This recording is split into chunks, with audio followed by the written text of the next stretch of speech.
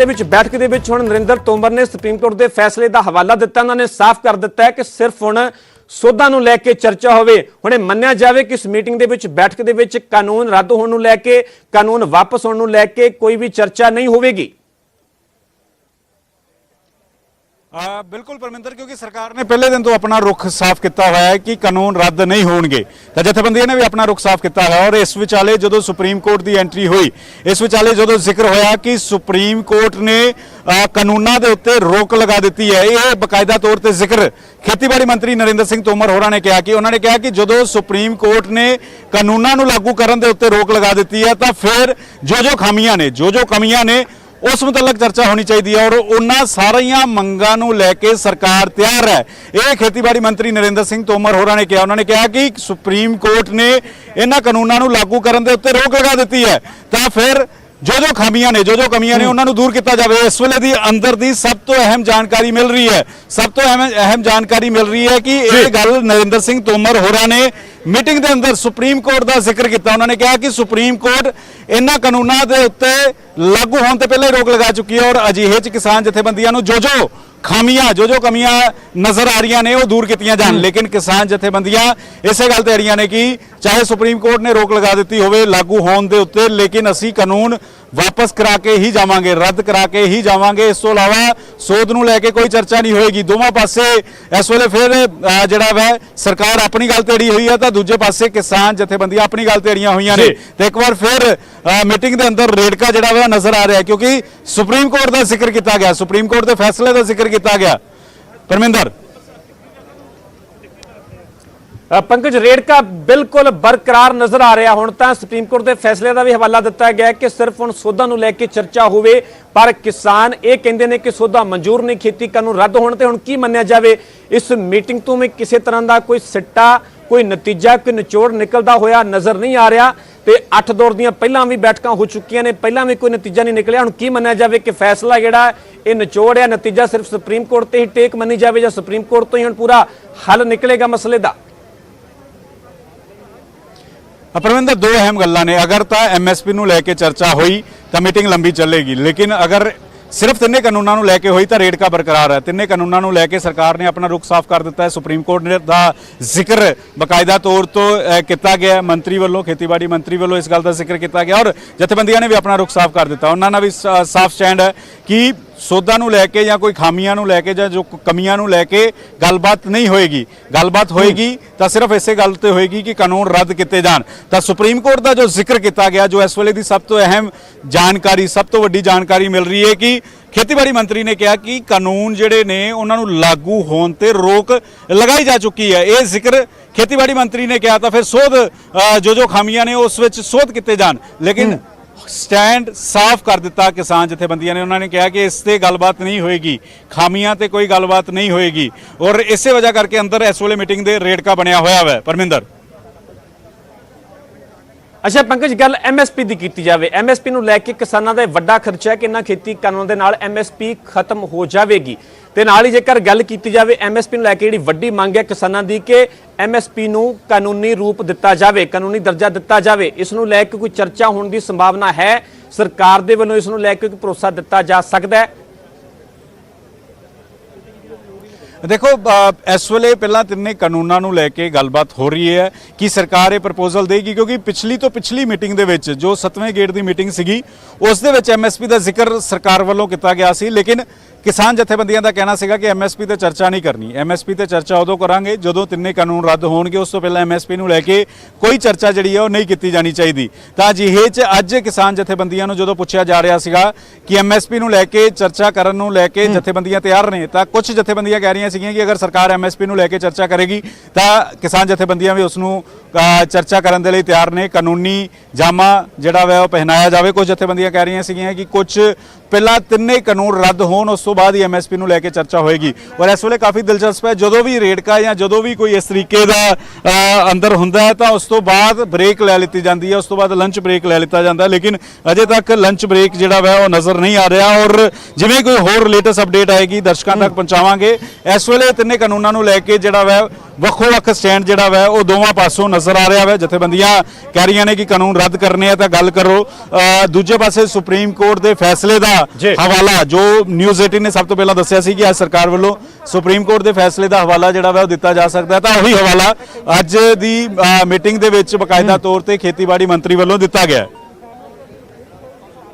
ठीक है पंकज, लगातार बने रहो अपने लिए। फिर तो रुख करते हैं। सो वड्डी अहम खबर, वड्डी अपडेट असं अपने दर्शकों तक पहुंचा रहे हैं। साडी यही कोशिश है कि इस मीटिंग को लैके, किसानी अंदोलन को लैके हर तरह की अपडेट सब तो पहला अपने दर्शकों तक पहुंचाई जा सके। इस मीटिंग के बैठक के केंद्रीय खेतीबाड़ी मंत्री नरेंद्र तोमर के वालों सुप्रीम कोर्ट के फैसले का हवाला दिता गया।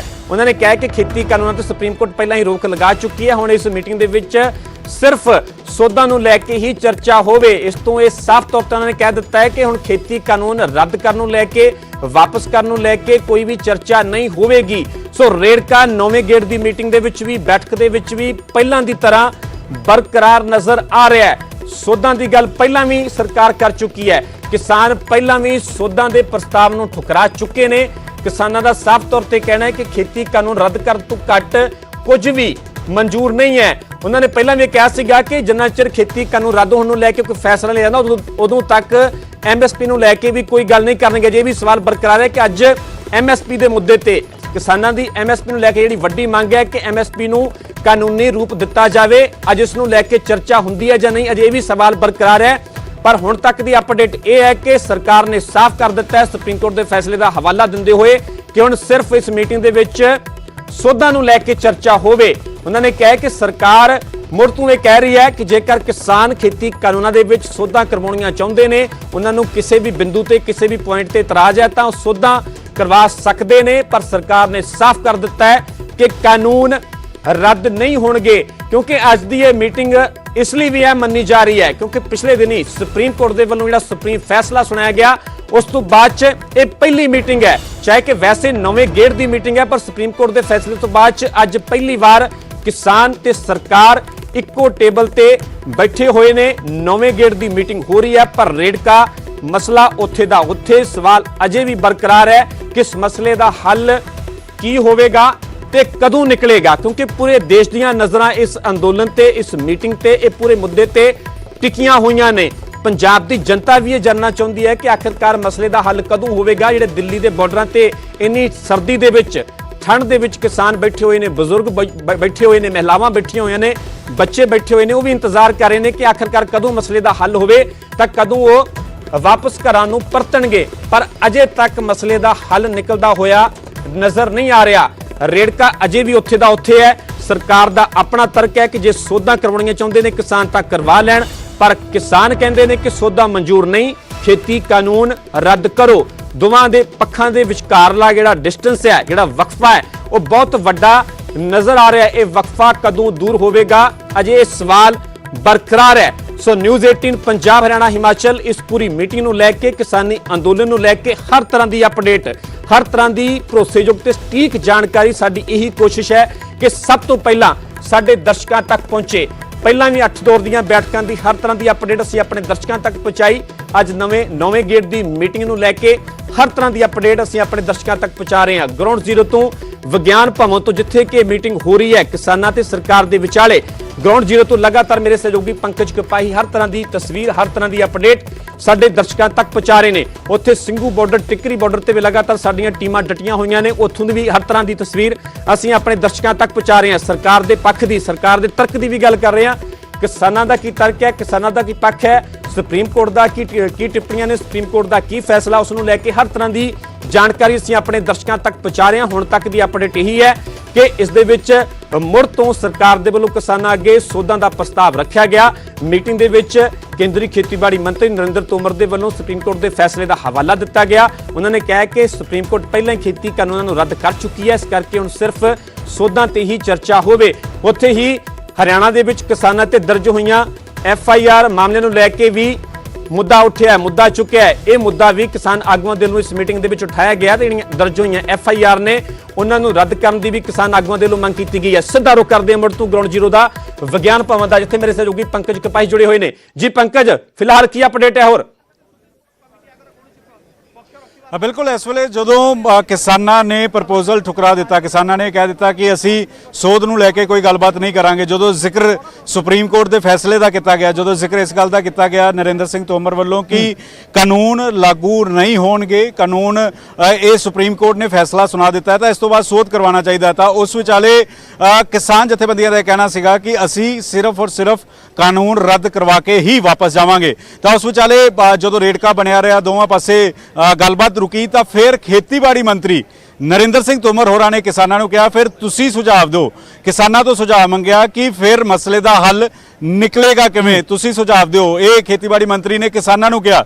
ਇਸ ਵੇਲੇ ਦੀ ਅਹਿਮ ਜਾਣਕਾਰੀ ਹੈ, ਜਦੋਂ ਰੇੜਕਾ ਬਣ ਗਿਆ, ਜਦੋਂ ਕਿਸਾਨ ਜਥੇਬੰਦੀਆਂ ਇਹ ਕਹਿ ਰਹੀਆਂ ਨੇ ਕਿ ਕਾਨੂੰਨ ਰੱਦ ਕਰਵਾ ਕੇ ਹੀ ਵਾਪਸ ਜਾਵਾਂਗੇ, ਤਾਂ ਫਿਰ ਖੇਤੀਬਾੜੀ ਮੰਤਰੀ ਨਰਿੰਦਰ ਸਿੰਘ ਤੋਮਰ ਹੋਰਾਂ ਨੇ ਇਹ ਇਸ ਵੇਲੇ ਦੀ ਅਹਿਮ ਜਾਣਕਾਰੀ ਮਿਲ ਰਹੀ ਹੈ, ਕਿਸਾਨਾਂ ਤੋਂ ਸੁਝਾਅ ਮੰਗਿਆ, ਕਿਸਾਨਾਂ ਤੋਂ ਪੁੱਛਿਆ ਕਿ ਤੁਸੀਂ ਮਸਲੇ ਦਾ ਹੱਲ ਕਿਵੇਂ ਨਿਕਲੇ, ਇਹ ਤੁਸੀਂ ਜਾਣਕਾਰੀ ਦਿਓ, ਤੁਸੀਂ ਦੱਸੋ ਕਿ ਮਸਲੇ ਦਾ ਹੱਲ ਨਿਕਲੇਗਾ ਕਿਵੇਂ। ਅਗਰ ਇਸ ਮਸਲੇ ਦਾ ਹੱਲ ਕੱਢਣਾ ਹੋਵੇ ਤਾਂ ਕਿਸਾਨਾਂ ਕੋਲੋਂ ਸੁਝਾਅ ਜਿਹੜਾ ਵਾ ਉਹ ਬਕਾਇਦਾ ਤੌਰ ਤੇ ਪਰਮਿੰਦਰ ਮੰਗਿਆ ਗਿਆ। ਖੇਤੀਬਾੜੀ ਮੰਤਰੀ ਨੇ ਇਸ ਗੱਲ ਦਾ ਜ਼ਿਕਰ ਕੀਤਾ, ਖੇਤੀਬਾੜੀ ਮੰਤਰੀ ਨੇ ਇਹ ਕਿਹਾ ਕਿ ਤੁਸੀਂ ਸੁਝਾਅ ਦੇ ਦਿਓ ਫਿਰ ਮਸਲੇ ਦਾ ਹੱਲ ਨਿਕਲੇ ਕਿਵੇਂ। ਖੇਤੀਬਾੜੀ ਮੰਤਰੀ ਨੇ ਕਿਸਾਨਾਂ ਤੋਂ ਸੁਝਾਅ ਮੰਗਿਆ, ਇਹ ਇਸ ਵੇਲੇ ਦੀ ਅੰਦਰ ਦੀ ਅਹਿਮ ਜਾਣਕਾਰੀ ਮਿਲ ਰਹੀ ਹੈ। ਪਰਮਿੰਦਰ ਠੀਕ ਹੈ ਪੰਕਜ।